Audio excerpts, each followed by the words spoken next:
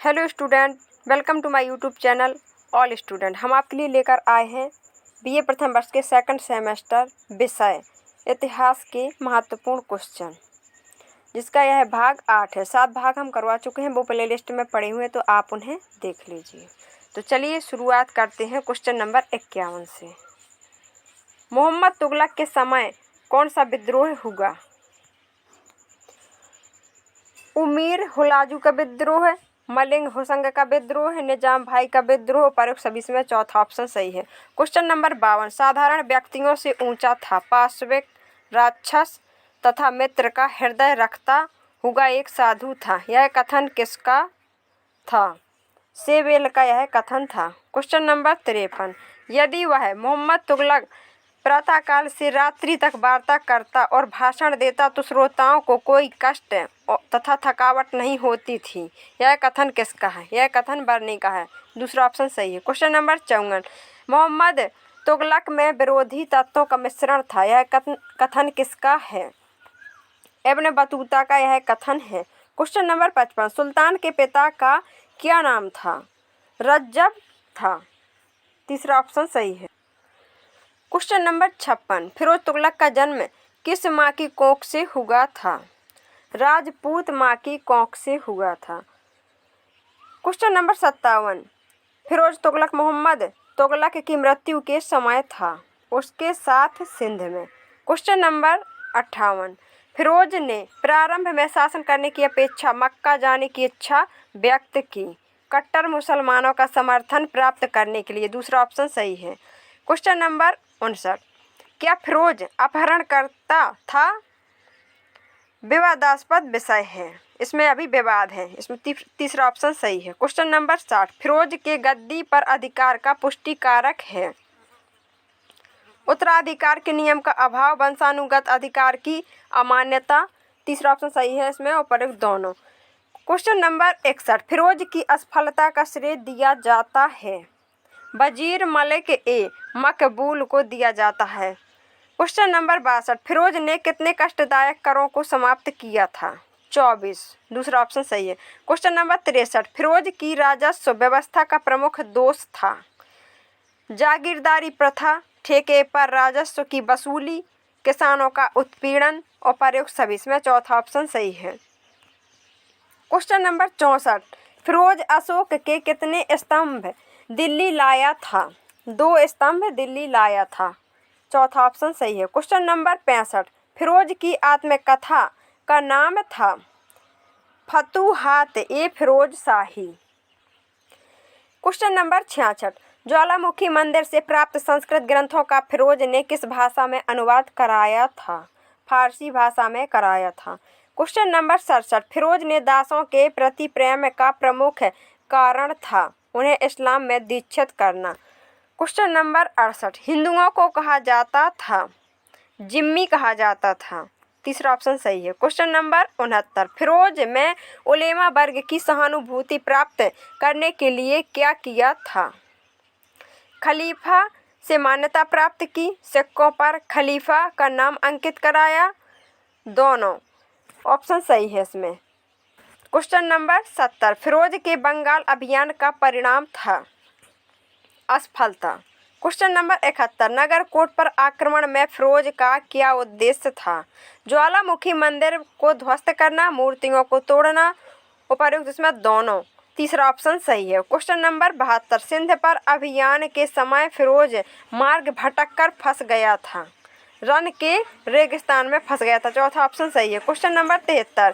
फिरोज तुगलक की मृत्यु हुई थी सन 1888 ईस्वी में हुई थी। दूसरा ऑप्शन सही है। Question number 74। फिरोज तुगलक के शासन काल में दास प्रथा थी। Question number 75। फिरोज तुगलक के शासन को पृथ्वी व्यवस्था का स्वर्ग किसने कहा था? बर्नी ने कहा था। Question number 76। फिरोज तुगलक का शासन कल्याणकारी किसके लिए था? मुसलमानों के लिए था। Question number 77। फिरोज तुगलक का दंड विधान अत्यंत कठोर था। Question number 78। फिरोज तुगलक का राज्य धर्म सापेक्ष था। दूसरा ऑप्शन सही है। Question number 79। फिरोज तुगलक सल्तनत युग का अकबर था। यह कथन किसका है? हेनरी इलियट तथा एल्फिंस्टन का कथन है। क्वेश्चन नंबर 80, फिरोज की मृत्यु के साथ एक युग का अवसान हो गया। कुछ वर्षों के भीतर साम्राज्य छिन्न भिन्न हो गया और 15वीं शताब्दी में पूर्वार्ध में भारत में कोई ऐसा अभिभावी मुस्लिम शक्ति नहीं रही। यह कथन किसका है? मोरलैंड का यह कथन है। तीसरा ऑप्शन इसमें सही है। क्वेश्चन नंबर 81, फिरोज तुगलक का उत्तराधिकारी कौन हुआ? तुगलक शाह गयासुद्दीन द्वितीय हुआ। क्वेश्चन नंबर 82, तुगलक वंश का अंतिम शासक कौन था? नासिरुद्दीन महमूद था। क्वेश्चन नंबर 83, तुगलक वंश के पतन का प्रमुख कारण क्या था? साम्राज्य की विशालता, मोहम्मद तुगलक की नीतियाँ, फिरोज तुगलक के अयोग्य उत्तराधिकारी, उपर्युक्त सभी में चौथा ऑप्शन सही है। स्टूडेंट, जहाँ भी आपको उपर्युक्त सभी या उपर्युक्त दोनों मिले तो उसे आप जरूर टिक कीजिए, अधिकांशतः यही सही होते हैं। क्वेश्चन नंबर 84, विजयनगर साम्राज्य की स्थापना किसने की? हरिहर तथा बुक्का ने की। इसमें पहला ऑप्शन सही है। क्वेश्चन नंबर 85, बहमनी साम्राज्य का संस्थापक अलाउद्दीन हसन बहमन शाह था। क्वेश्चन नंबर 86, तैमूर में दिल्ली पर आक्रमण कब किया? सन 1998 ईस्वी में किया। क्वेश्चन नंबर 87, तैमूर का जन्म कब हुआ था? 1336 ईस्वी में हुआ था। क्वेश्चन नंबर 88, तैमूर कौन था? तुर्क था। क्वेश्चन नंबर 89, तैमूर कहाँ का राजा था? समरकंद का राजा था। दूसरा ऑप्शन सही है। क्वेश्चन नंबर 90, तैमूर का भारत पर आक्रमण का क्या उद्देश्य था? धन संपत्ति प्राप्त करना, धार्मिक, दिल्ली पर कब्जा करना, उपर्युक्त सभी में चौथा ऑप्शन सही है। क्वेश्चन नंबर 91, भारत पर आक्रमण करने का मेरा उद्देश्य काफिरों के विरुद्ध युद्ध करना था। पैगंबर के आदेशानुसार उन्हें सच्चा धर्म स्वीकार करने पर बाध्य करना। यह विचार किसका था? यह विचार तैमूर का था। क्वेश्चन नंबर 92, तैमूर ने कितने सैनिकों के साथ भारत पर आक्रमण किया था? इसमें दूसरा ऑप्शन सही है, 92,000 सैनिकों के साथ। क्वेश्चन नंबर 93, तैमूर ने दिल्ली में युद्ध करने से पूर्व कितने हिंदुओं का कत्ल किया? 1 लाख हिंदुओं का कत्ल किया। क्वेश्चन नंबर 94, तैमूर दिल्ली में कितने दिन ठहरा? 15 दिन ठहरा। क्वेश्चन नंबर 95, तैमूर ने दिल्ली से प्रस्थान कब किया? 1 जनवरी 1399 ईस्वी में किया। दूसरा ऑप्शन सही है।